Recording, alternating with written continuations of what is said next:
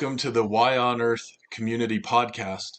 I'm your host, Aaron William Perry, and today we're visiting with the head of North American operations at Ecosia, Ruby Au. Hi, Ruby. Hi, thank you so much for having me.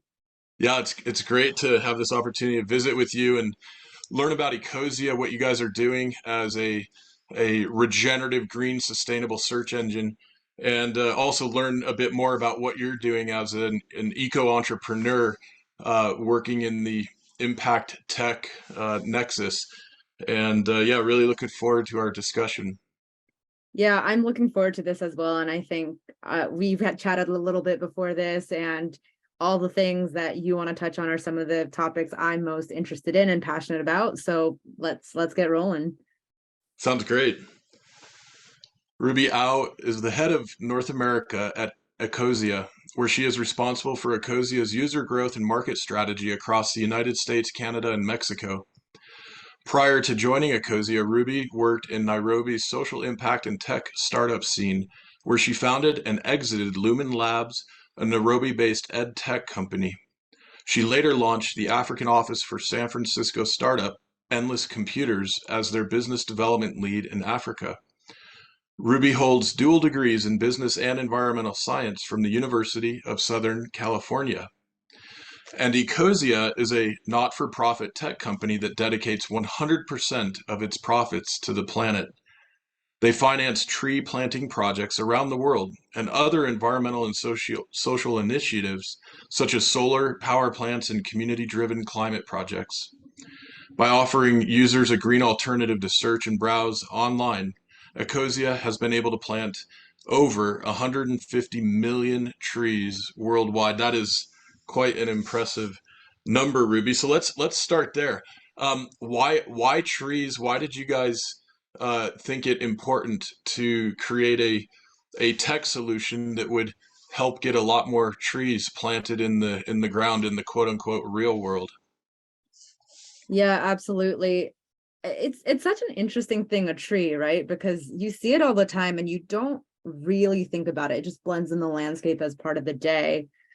But this is something that I've really come to appreciate after joining Ecosia is a tree represents so much more than a tree. It is also a host of ecosystem benefits. So it keeps the soil down, it cleans the air, it makes the water systems run, it provides fruit or food or firewood to communities who need it. In urban areas, it provides rest and relaxation and kind of mindfulness and wellness. And of course, it helps draw down carbon. And I also don't think about trees as this individual tree, but what's so cool about trees is that they are part of a network always. Even if you see the single street tree, that looking kind of scraggly on the side, it is part of a network. It is part of the urban community and the ecosystem and the environment that it's in. And I think at Ecosia, it's a real recognition of that. And that's what our founder realized when he started Ecosia. It was actually right after he had done traveling through Brazil and some of the incredible ecosystems, forest ecosystems there, and reading some books as well about the importance of trees that kind of sparked this whole thing off. That's really, really amazing. And of course, when we're thinking about broad scale ecosystem restoration, regeneration, carbon drawdown, we've got Paul Hawkins' book called Drawdown, pointing to the solutions that we need to basically scale up as quickly as reasonably possible.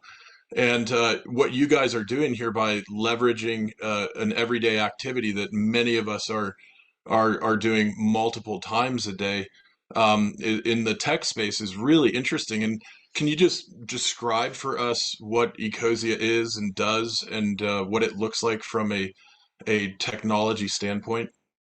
Sure. So Ecosia is a search engine, just like any other search engine, right? You go to www.ecosia.org, you'll see a little search box, no surprises. And like any other search engine, the business model behind it is advertisement. So when you type search into a search box, you'll see usually search results, but you'll also see some ad listings. And when you click on those ads, the search engine makes money. So what's different about us is we will take 100% of the profits that we make from that advertising business model and we reinvest it into tree planting And not only tree planting, but climate initiatives like regenerative agriculture, renewable energy, or even supporting grassroots climate activism.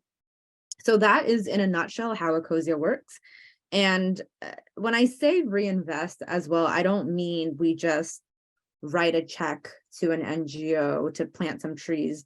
We actually have a in-house team at Ecosia called the Tree Team, literally. And I think they have the coolest job because they will take this fund that we have, this tree fund that we have, and they basically operate like an investments team. They will go out and look for tree planting projects that plant at the standard we require. So for example, we don't do any planting that is in monocultures. We always plant diverse forests. We try to prioritize for native species.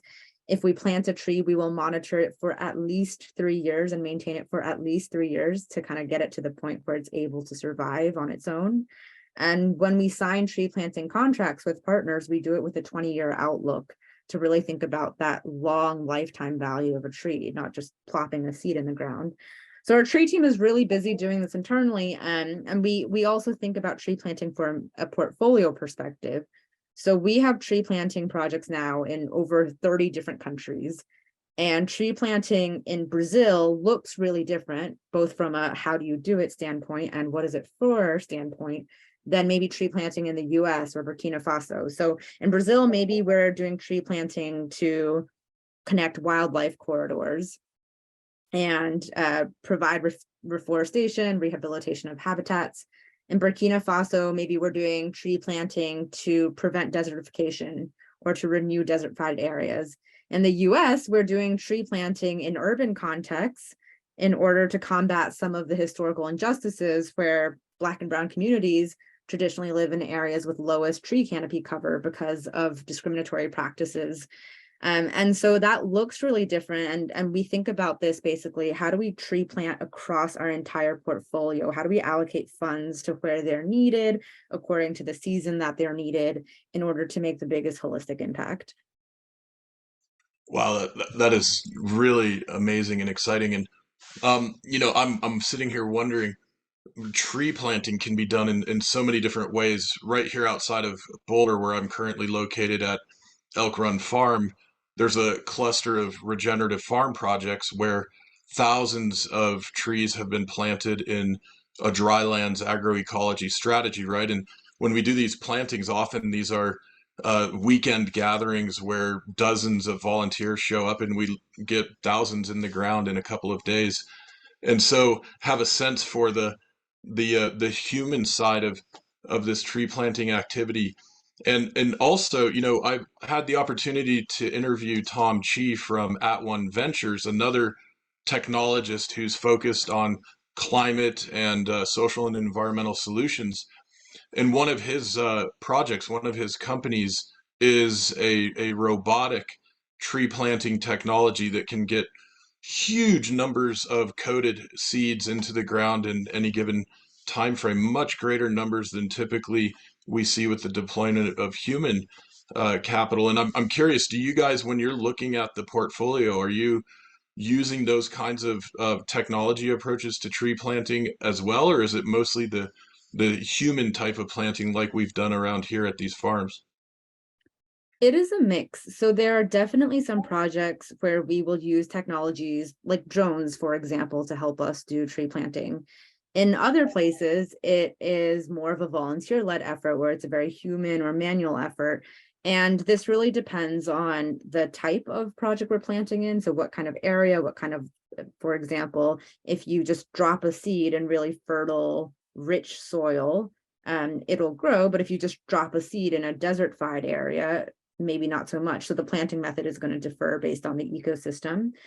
And we really actually default to our partners. So at the end of the day, Ecosia finances the tree planting, but we sign a contract with a partner, which is a local organization that has expertise in the area, that usually has proven methods for doing this work well and has experience and can show that experience to us. And they'll have, staff, they'll have capacity. So they'll basically say, look, we know that we can in this area do 10,000 trees, and this is how we would plant it, and here's the nursery, this is the whole setup, this is the amount of funding we would need to make that happen, and then Ecosia will help finance that work. So a lot of it is really done, actually all of it is done in really close partnership with the communities, which can be NGO partners, it could be government partners, it could be small, community groups led by a village chief somewhere. It takes all sorts of shapes and sizes, but we rely on that expertise, absolutely. Oh, that's so interesting. And to what extent do you guys collaborate, directly with organizations like the United Nations? I know this is the decade for ecosystem restoration, and that there's quite a bit of activity happening at that level of global organization. Is that one of your collaborating partners in certain projects? We actually tend not to collaborate with kind of large multilateral organizations, and simply because I see them more as stakeholders that bring lots of different people together to make pledges and commitments. And so something like the UN, for example, might be really good at bringing different players to the table and saying, hey, we need to plant trees. What are you guys going to do about it? What Ecosia does is we want to make sure that if trees are being planted, there's not only the pledge, but there is a very, very robust system for monitoring, evaluating, tracking. So every tree that we plant is basically geotagged, it's logged in a database. We have what we are pretty sure, can't verify for sure because we don't release to this public, but we think we have the largest database of tree planting in the world. And so because we do it in such a systematic way, it's just a little bit of a different value proposition from, getting stakeholders to make a pledge. We want to make sure that this is done in a very scientific, organized, and thoughtful way. Yeah, super interesting. Well, and I imagine with this large database and data set that you're working with, there's potentially also the opportunity to work with the carbon credit value of getting these trees planted. And I know some of our colleagues working in spaces like biochar and other environmental backed credits, the way that the carbon credit markets, voluntary markets, have evolved just in the last couple of years has been extraordinary after decades of anticipation. Is this one of the drivers you guys are looking at and leveraging? How does that kind of play into your model? Oddly enough, no. And it's Interesting. counterintuitive, right? Because we have a lot of trees, that is a lot of carbon. But as a company, we made the conscious decision to not participate in carbon markets at all. And this is where it's really interesting because we aren't a traditional tree planting organization. We're actually a search engine. And the way that we plant trees is through the mechanism of users using our search engine. So we have this really unique dynamic where our users, and absolutely they should be thinking this way, but our users think of Ecosia's trees as their trees. And if we start offering those trees up to carbon markets, carbon credits, almost this idea of, like putting a price tag on our trees, I think it devalues from the relationship that our users have with us as a company, the trees that they see as our own. And what I think is really incredible about Ecosia's community is they show up, if they see our tree funds drop because we publish our financial data every month, they'll really come in and we'll hear from them. What happened? Is everything okay? If they see that we announce a new tree planting project, they're happy. When they see a tree planting project close to their home, they get really excited. And we really want to honor that narrative. Oh, that's super interesting. Well, and speaking of the Ecosia community, of which I'm a member, you guys have built quite an extensive community and network. And how many users do you have at this point? 20 million monthly users. Wow. And so how do you guys, if you're getting feedback and uh, getting that kind of input from the users, how do you manage? I imagine that could be a very high volume of input at times. Well, I mean, this is why I would give a shout out to my entire marketing team, who's, the ones reading the comments and sifting through. I think we have a good idea of who our users are, and there are some general takeaways that we can pull from that. So Ecosia's audience tends to be really young, for example. a large portion of our users are under 25, and it makes sense. The younger generation grew up with the climate crisis in their face, and seeing all of the worst impacts of it play out, and they have a lot of reason to be worried about their future. And I think this shows up in the way that they will come to Ecosia and rally around Ecosia, because it's free, it's an easy thing to do, you can incorporate it into your lifestyle, and we try to position ourselves in a way that leaves that channel of communication open to our users by also being transparent with what we do. Unlike other maybe tech companies, what we have that I think we really value is we have so much storytelling we can do. So we will always send teams to take videos or photos and capture the tree planting that we're doing. And part of that, again, is an effort to honor the relationship we have with our users and to make sure we're bringing those stories back so that they can participate and see what's happening. Yeah, oh, that's so interesting. Well, speaking of it being free and relatively easy to do, I'd like to have you just walk through the very simple steps for somebody to start using Ecosia, because I imagine some of our audience maybe aren't yet using it and would like to make that switch. So what needs to happen for folks to start planting trees through you guys? There are 3 ways to do it. So number one, you can go to your desktop browser. So this is anything like Google Chrome, Firefox, Edge. And for some browsers, you'll actually be able to go into the settings where you can set your search engine and you can make it Ecosia. This might not be possible for every browser, depending on what browser you're using. We're definitely in Chrome, we're definitely in Safari. But if you go to that menu and it's not in the settings, you can also install Ecosia as a web extension, a browser extension, which is basically, for example, going to the Google Chrome store, searching Ecosia extension and just add it. And then if you're on your phone, you can download it as a browser app. So just search Ecosia in the Android store or the Apple store, and then you'll be able to use it as an app. Oh, that's great. Okay, cool. Yeah, I've got it on my phone and my computer, so that it is easy to do. And I want to ask also, with 20 million users, give us an idea of what that translates to in terms of available dollars per year, and what that means in terms of numbers of trees getting planted each year.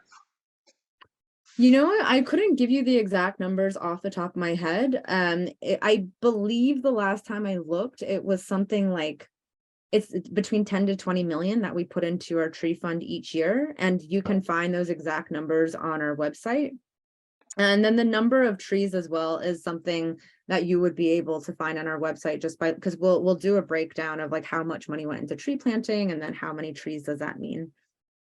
Yeah, I love that. And I was looking at the website just earlier before we started recording, and I love that you guys have those running counters so that we can see as trees are being planted more or less in real time. You've got listed over 162 million trees planted, 900 plus species, 70 plus active projects in 35 or more countries.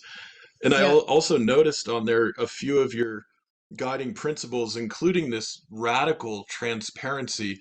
And I'm curious what this means for you guys as a tech company, especially knowing that with search engines and other online technology, a good part of where the value creation is coming from is tracking our personal information, right? There's all this whole kind of uh, array of data harvesting that's going on whenever we're online doing things like searching for a book or whatever it might be, right? Yeah.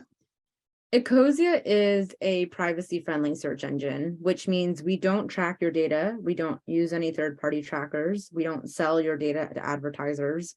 Any searches that you've done in Ecosia are, I think after a 2-week period, permanently deleted. And the reason that we keep it at all is actually just to manage spam and things like that and making sure nothing is hitting our servers.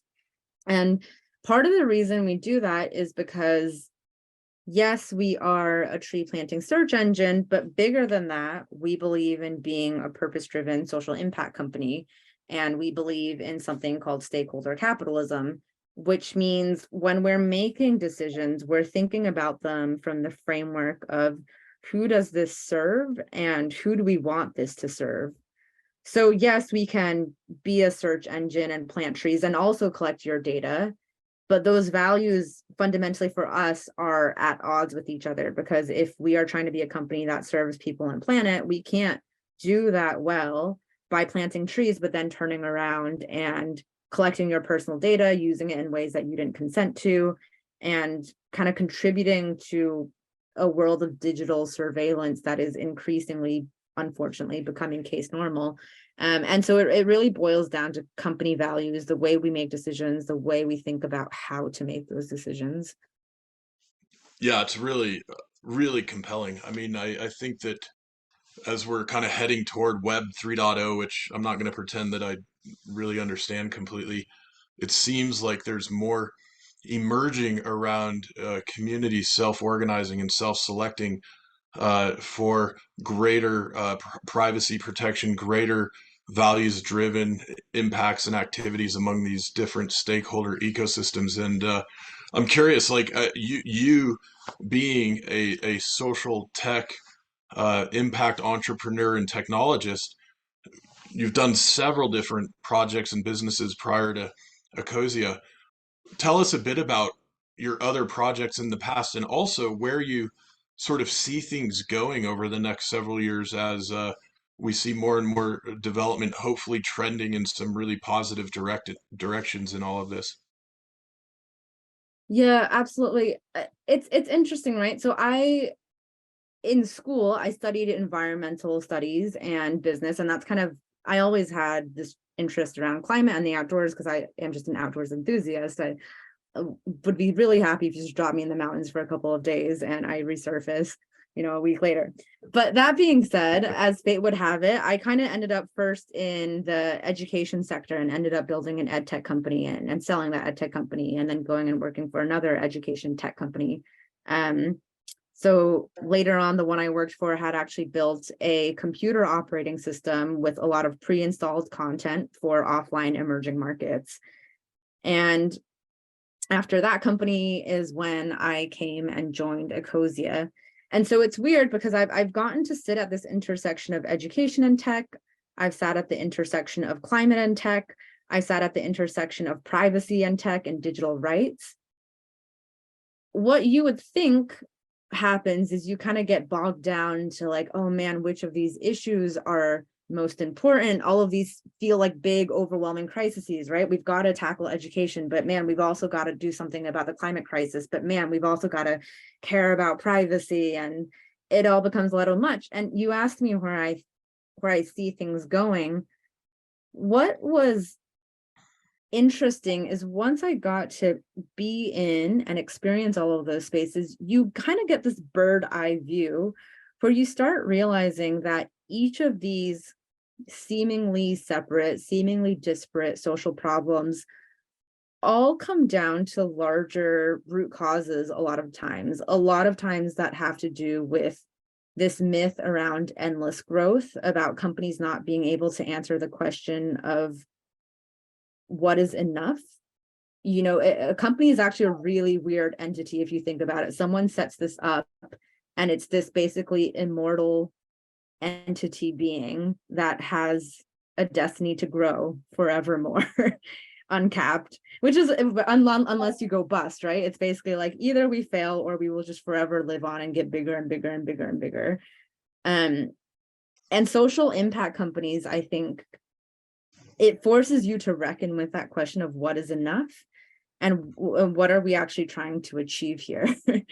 So being in this space and seeing all of these issues play out, I actually started, thinking less about like, oh man, is it climate that I spend my time on? Or like, maybe actually I'm an education activist, or maybe no, I think I really started thinking about like, how do you actually innovate on business models? How do you actually have businesses try to do different practices? I'm not talking about social focuses. I'm talking about Ecosia, for example, making the conscious decision that they're going to reinvest 100% of its profits, which is something that I really haven't seen another company do, almost as like well, I wonder if I do this strange thing with my company, will that make the world a better place? Maybe the answer is yes, maybe the answer is no, but someone's got to try it. And changing this myth of endless growth and unsustainable capitalism that is often at the root of all the intersection of these problems. And that's where I see us going, is having to reckon with some of these economic questions and business questions that underlie almost every social issue in any context. Yeah, it's so brilliant. I really appreciate your perspective and insight on all of this. And also it makes me think about, a few of the themes that I wrote about in both my 5-year-old book called Why on Earth, the nonfiction piece, and then more recently my new novel called Veritas, where these themes are explored. And in both of those books, I geek out a little bit on the etymology of ECO, which of course is part of the name Ecosia. And this comes to us from the ancient Greek oikos or oikos. I don't know if I'm saying it correctly, but this term oikos means home and also means implicitly community. And Mm, it's where we get both our term ecology and economy. You just mentioned the economics and the mm, reckoning that is underway. And it seems to me that the social enterprise leaders like Ecosia are not only uh, having specific impact in the ways you're having impact, you're also very much trailblazing, very much leading the way, very much presenting the new templates, right? Sort of echoing the well-known Buckminster Fuller quote, don't try to combat a system that's not working, just build a better system and yeah. transition to it, basically, to paraphrase. And so I'm absolutely thrilled that you guys not only are doing what you're doing in terms of the tech, the privacy rights, the community aspect on the human side, but that you are also funneling all of essentially the value creation into these very real environmental and social positive impacts all around the planet. That's tremendous, right? And like what do you think is different about you guys, your leadership, perhaps some things you're willing to give up, right? I imagine you might not be sending rockets into space anytime real Mm. soon, right? Like explain to us a little bit of what that decision making process looks like in terms of some of the quote unquote benefits you might be choosing to forego on the one hand, and perhaps some of the other very real benefits that you're able to access and experience that maybe mainstream entrepreneurs and capitalists don't access as readily. I'm glad you asked this because I think there is often a fallacy or a trap or of thinking about social impact organizations as these golden standard companies who have it figured out, Yeah. especially for-profit impact companies where it's like, man, you guys are making money and you're doing good. It's the dream. But the reality is there's a lot of gray area where, exactly as you said, anyone who's doing a social enterprise right now is trailblazing, you're pioneering, because it's not the traditional way to do business. And if you're pioneering and trailblazing, de facto, there's a lot of stuff that you're going to have to just test and make up and wing as you go, because nobody else has done it and you don't know what happens. So one of the clearest examples for me that has now emerged is you have someone like Patagonia who has created 1% for the planet, very well known. And you have a lot of companies now doing 1% for the planet. And you actually have Ecosia on the other extreme who is saying 100% for the planet. And both of those were trailblazing actions, right? And before Patagonia, nobody had come and said systematically, let's do 1%. Before Ecosia, no one came and said, let's do 100%. Who's going to be the company that says, let's do 75% or let's do 26%? Because we've looked at both case studies and we actually think we're going to try something even different. Because as you said, there's trade-offs to these decisions that you make. So when Ecosia puts 100% of profits in impact, that means we have less money for growth. We have less money for marketing. We have less money for hiring than another tech search engine with maybe, hundreds of engineers. We don't have hundreds of engineers. We're a company of around 100 people. Mm. Um, when we think about growth, for example, right? Everyone's got this idea of, I'm a founder, I want to go on Shark Tank, I'm going to pitch, be brilliant, I'm going to get billions of VC funding, and it's going to be a dream. Ecosia was bootstrapped over a decade. So we're a steward-owned company. This means our CEO gave away rights to ever sell or take profits out of Ecosia. He says he's happy to just, have a rowboat. He doesn't want a yacht. And, aside from the personal implications for him, it also has implications for our growth. It means we're not actually able to grow in the same way as our competitors, because if our competitor has $3 million of VC backed money they can throw at a marketing campaign, we actually have to rely on our revenue for that. And our revenue, a large portion of it goes to our impact. And so this is not to say it's good or it's bad, or it's basically saying this is a very, very different way to do business. And there's going to be challenges because it's it's a different way to do business.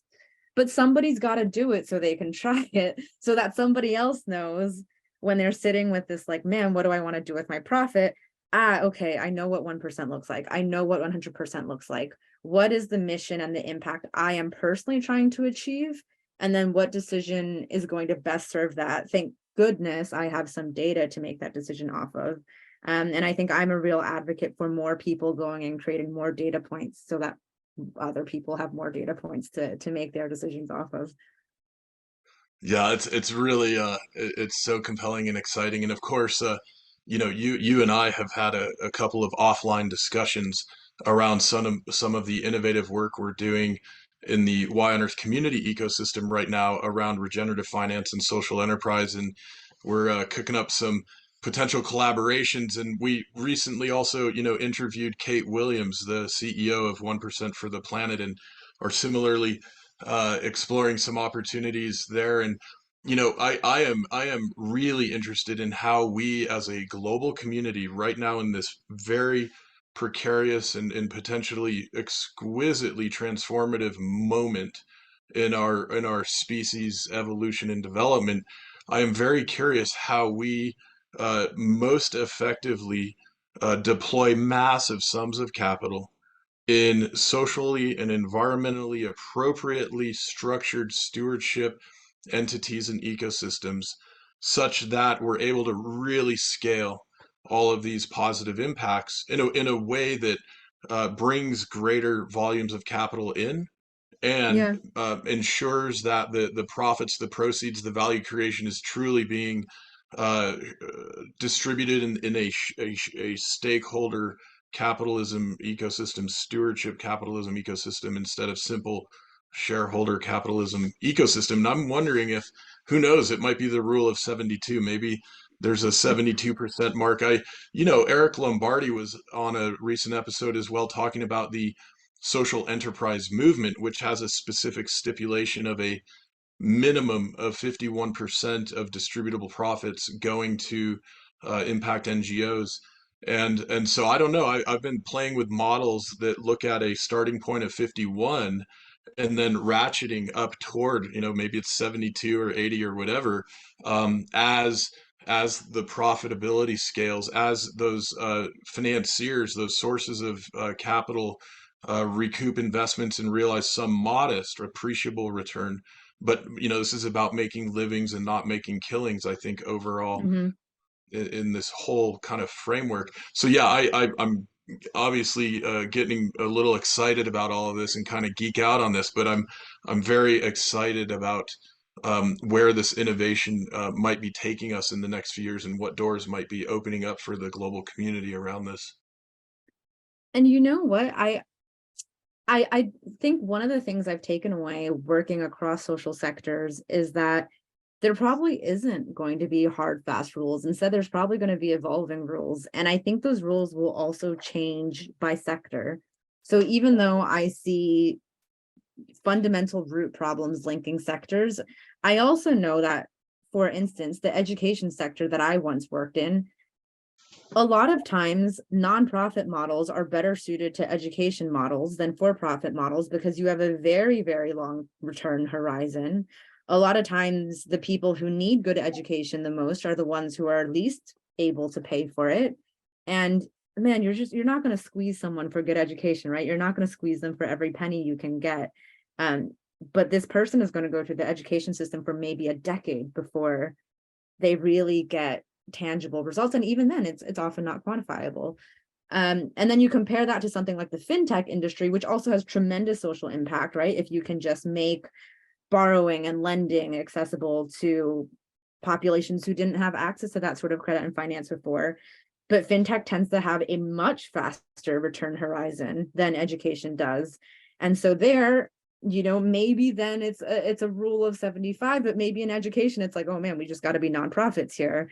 And so then actually like bring nonprofits also into this space as an equally viable option that's not seen as something that's bureaucratic or, something that was phased out with dinosaurs. But it's like, man, no, charities can also be really sharp organizations. And it, again, I think it really just depends on the question of what impact are you trying to make, what sector, what is the economics behind that, and then how do you make decisions and structure your business decisions in a way. And what I'm really excited and would love to see happen is to start seeing this trickle down into business schools and education, right? So when I was getting my business degree, I kind of walked away with this idea that, oh, when I create a company, it's going to be a sole proprietorship, it's going to be a partnership, it's going to be a limited company. Maybe if you're really wild, it'll be a benefit core. And I didn't know there was stewardship owned models. I didn't know you could have a co-op set up for ownership. I didn't realize that these were choices at the table. And I think where it's going to really get interesting is when more and more people start realizing, oh, it's not just A, B, and C, it's maybe A through Z, or like maybe I can make up my own option because I've seen so much innovation now and so much diversity in the way that people think about what business is. Hmm.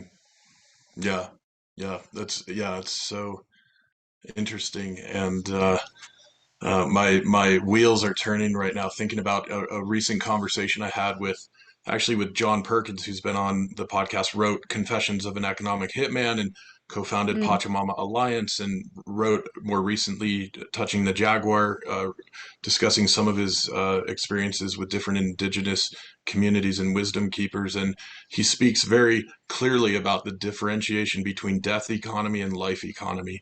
And while this might be a bit extreme, a bit black and white, I think it helps us frame our directionality in our decision making at all levels and in contexts, very diverse contexts. And so, yeah, it's interesting to think about, for example, certain models stewarding more of what we might think of as the commons, right? And yeah. education, I think, is a good example of this. And here in the United States, obviously, we've seen some really terrible outcomes with for-profit education models, which, were really celebrated by certain folks over the last few decades. But I think it's pretty clear the evidence, the data is showing that might not actually be the best approach overall. And when we think about things like food systems, and other aspects of health, wellness, stewardship, regeneration, sustainability on Earth and in our societies, it's very clear that maybe not everything should be for profit. And this is part of the opportunity we get to consider and reckon with as we're thinking about the most intelligent sort of deployment of diverse business models going forward. One of the things that I've been very lucky to be able to do is work in social impact and for-profit tech companies specifically across cultures. So I spent 4 years working in Kenya's startup sector. That included Mhm. some time working for a San Francisco headquartered company, so I'd travel back and forth. And now I've been in Berlin with Ecosia for 3 years. And obviously, I'm American myself, so that was kind of the cultural context of business that I grew up with. And what I found fascinating is how different these calculations are in different cultural values, and context. So for example, I think Kenya and more broadly African culture has an amazing grasp on community, and it's a less individualist culture than America is. I think there's a real sense, unfortunately, it's almost being corrupted a little bit now by how much a space like Kenya, for example, is really overrun by American investors, and American capitalism has kind of seeped into. But before, there's this real sense of community, and how do we build together. In Germany, for example, then you think about kind of allocation of capital really differently. And if you think about the history of Germany and where they came from World War II, people here, Berlin is still a very cash-based economy. Not a lot of people will play with things like credit or the stock market or leverage or debt. Um, they will prefer, my experience has been, they will prefer steadier growth, but safer growth. That is more about building with the assets that you have rather than, getting this huge leverage, which is how we tend to think about growth in the United States. And I think there's lessons to be learned from all of those pieces, right? So when Ecosia is thinking about what's the optimal allocation, maybe an American would come in and say, man, you guys could afford to take way more risk, right? Like take some credit, take some debt, do some leverage. And maybe Americans could learn from the German approach of, well, maybe we actually be a little bit more conservative and make sure we've got some cash reserve in the bank for a rainy day, because maybe that'll slow down our growth, but maybe it'll make it more sustainable. And this view on individualism, like we could all learn a little bit from, I think, like Kenyan and African culture of like, well, maybe actually it doesn't need to be so big. Why are we always thinking about making things as big as possible? Why isn't it as glorified to have a lot of really strong community pockets as it is to have this big scalable thing, right? I hear about scale all the time. Whenever I talk to businesses, investors, it's always like, how do we scale? How do we scale? And do we actually ever step back and ask ourselves the question of like, should I be scaling? Why am I scaling? And maybe you really do need to scale. In Ecosia's case, the more we scale, the more trees we can plant. But I don't think it's always the answer that scale is what you're after. And getting to see impact play out in different cultural contexts, I think it just gives you pause to be able to question things that you didn't even realize were assumptions you were making. Yeah, wow, so interesting. Speaking of scaling, um, as Ecosia continues to grow, and I'm assuming there has to be a growth curve of some sort because you at one point had 0 users and now you have 20 million. Um, if you guys were able to go to that, say, 200 million mark, just to Mm. look at like a 10x scenario, does that mean there's a linear correlation of 10x as many trees being planted worldwide, or is there some sort of geometric growth in the impact that you would have in that kind of scenario? It's not linear growth, and the relationship between users and trees would be more complex than I could model out, so it would require somebody else. But basically, what happens is it not only depends on the number of users we have, but it also depends on how they use a search engine. So how they engage with ads, for example, if they click on ads.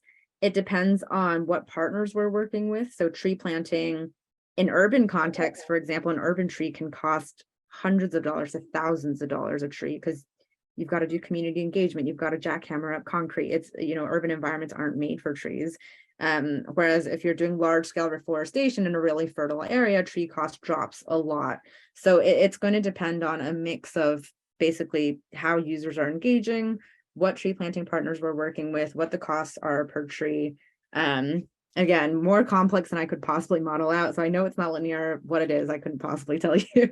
Yeah, yeah, no, that's fair. Yeah, and by the way, about urban environments not being made or designed for trees yet, I would hopefully add to that because I think Mm, one of the big opportunities we have for mental health, for creativity, for human well-being, in addition to all of the other environmental performance attributes, is essentially greening the cities as yeah. much as we possibly can worldwide, and from arid to very moist climates. I think we've got huge opportunities there and real needs.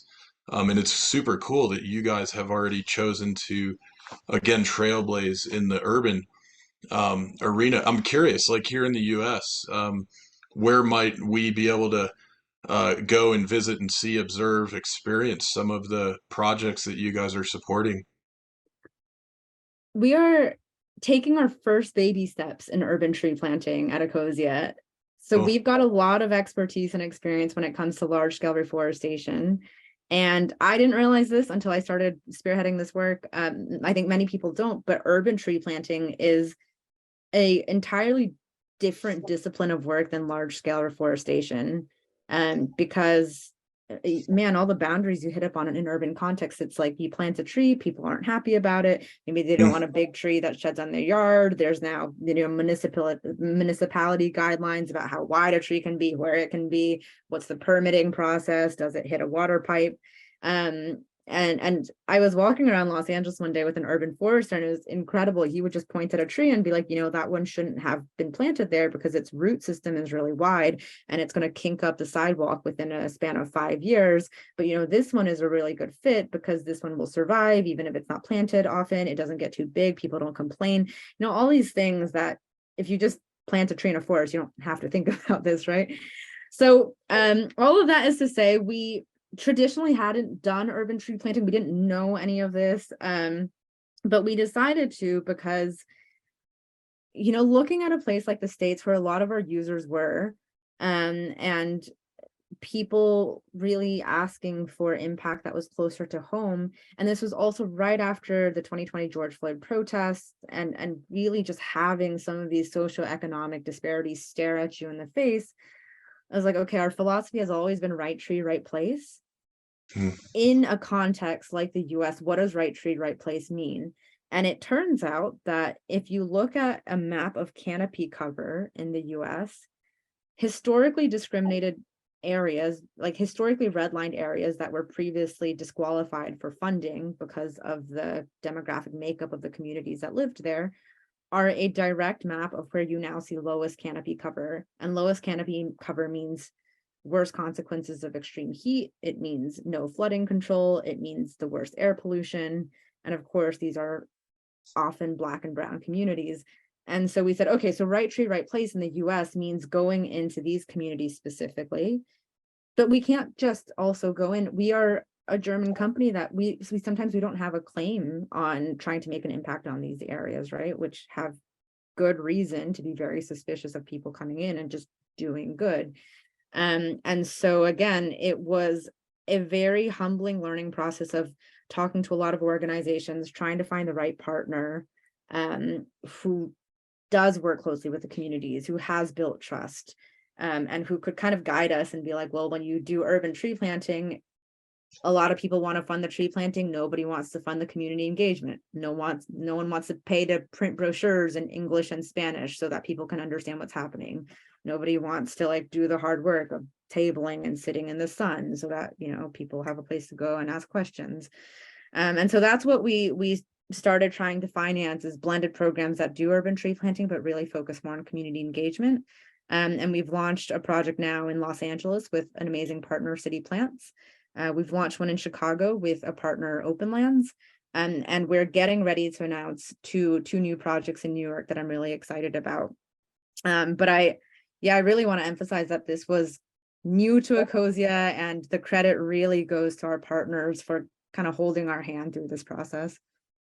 That's awesome. That is really cool to hear about. I can think of a really interesting organization in the Denver market that might be a good partner at some point too, that I'd love to connect you guys with if there's interest, at the appropriate time.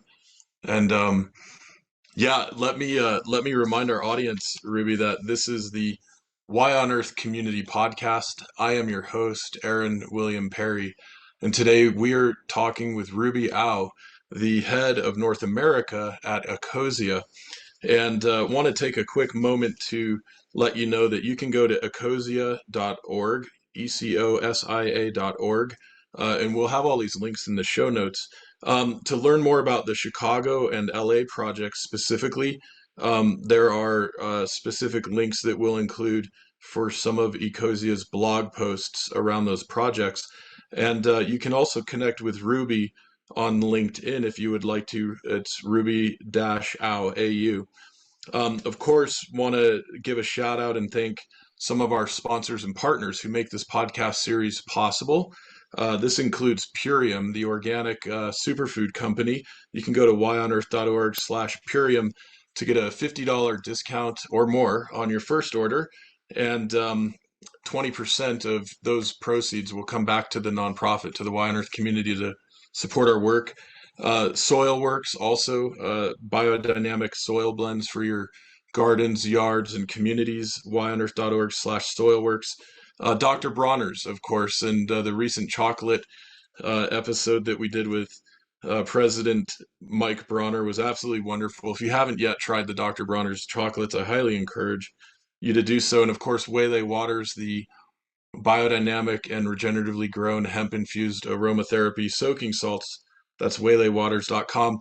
And our monthly supporters and ambassadors. We have a whole number of folks giving on a monthly basis from $1 to $1,000 or more dollars. If you'd like to join that, you just go to yonearth.org, click on the donate and support button at any level. Like if you choose a $33 or higher level, we'll be happy to ship you jars monthly of the Waylay Water soaking salts in the US and Canada. Other countries, we got to look at the shipping costs, but US and Canada, that's easy. And yeah, Ruby, we're going to, after our podcast discussion, we're going to have a few minutes of our behind the scenes chatting, getting maybe a little deeper into some of the business model opportunities that we're exploring together. And maybe a little more on the personal side too, just to chat, in a nice casual way there. But for folks who are interested in experiencing our behind the scenes recordings with our guests as well, you can become an ambassador at yonearth.org so that you get the password to access all those additional resources.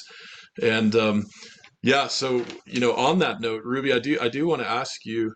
So when you're not uh, leading the charge at Ecosia, what are you doing in your free time, hobbies, nature? You did mention getting out in the mountains, something that definitely resonates for me. Give us a bit of an idea of like what Ruby's up to when she's not hard at work at Ecosia. I mean, in an ideal world, as I said, if you just drop me in the mountains with a sleeping bag and a tent, I'm a happy girl. It's not always possible in Berlin, so you'll actually find me doing a lot of salsa dancing or hosting some board game nights. I am a Settlers of Catan fanatic, but that Oh, is yep. for the listeners out there who are true fanatics, you'll probably be less than impressed with my skills. But I'm also a big reader, so somewhere in between there is where you'll find me on an urban city night. I love it. Yeah, my kids crush me in Settlers of Catan. I have a mixed feeling about that game, but board games are I've fun. been there. Yeah, I haven't figured it out yet. My son's got that one really figured out. That's so cool. Yeah, and I'm really curious about this connection with nature, and maybe this will be my final question for you in the podcast here today.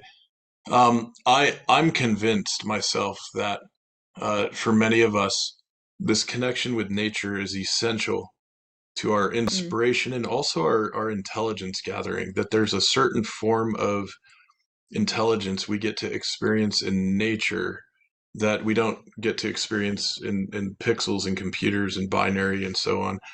And I'm interested to hear from you. If you agree with that statement generally, and just kind of for you personally, what is that like? Like, is that a really important thing for you? yes, I could not agree more. I mean, I got into this whole thing because I was very lucky in my university program. There was a scientific diving program that allowed me to become a scientific scuba diver and allowed me to do some scuba diving and research in marine protected areas. And then I would later on go and scuba dive in non-protected areas. And you saw the difference. Like you really saw the difference of what nature perhaps once was. And this is just a shadow of that, and places where we didn't respect that.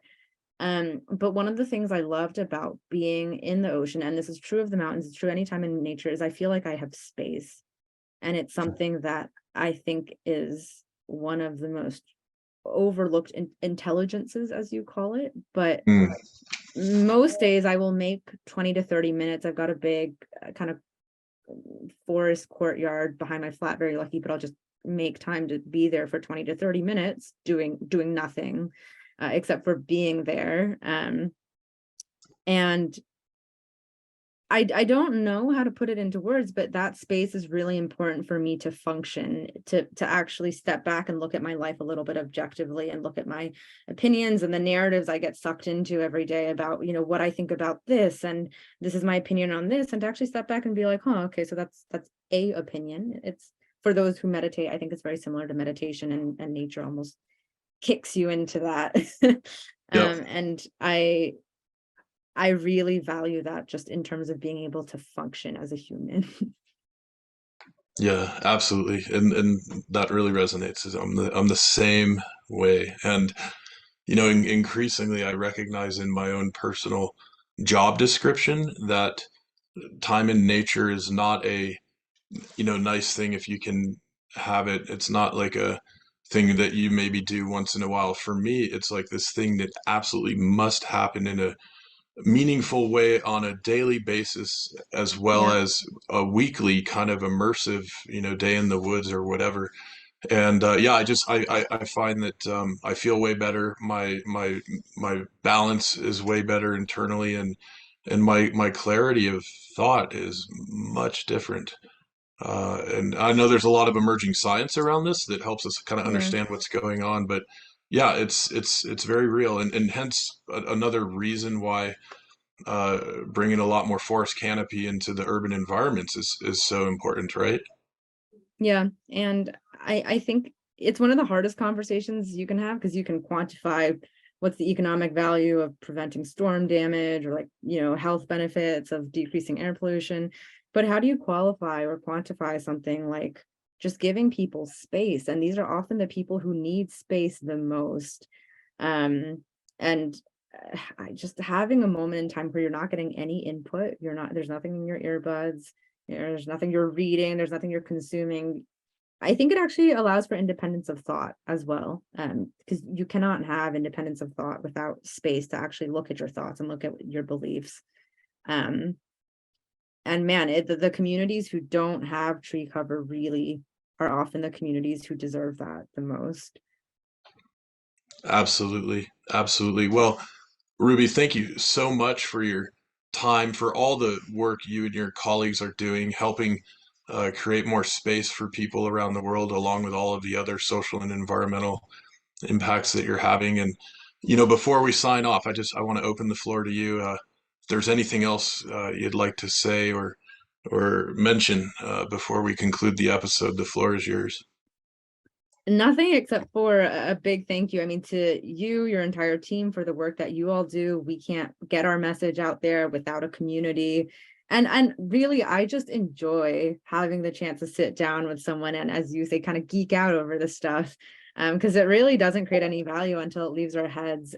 And I always also just like to thank the Ecosia community, because again, nothing we do would be possible without 20 million people who will log on and use us and plant trees. So thank you to you, your team, all of our users out there. Absolutely. Thanks so much, Ruby. Take care. Thank you so much. The Y on Earth Community Stewardship and Sustainability podcast series is hosted by Aaron William Perry, author, thought leader, and executive consultant. The podcast and video recordings are made possible by the generous support of people like you. To sign up as a daily, weekly, or monthly supporter, please visit yonearth.org/support. Support packages start at just $1 per month. The podcast series is also sponsored by several corporate and organization sponsors. You can get discounts on their products and services using the code YONEARTH, all one word with a Y. These sponsors are listed on the yonearth.org/support page. If you found this particular podcast episode especially insightful, informative, or inspiring, please pass it on and share it with a friend whom you think will also enjoy it. Thank you for tuning in. Thank you for your support. And thank you for being a part of the Y on Earth community.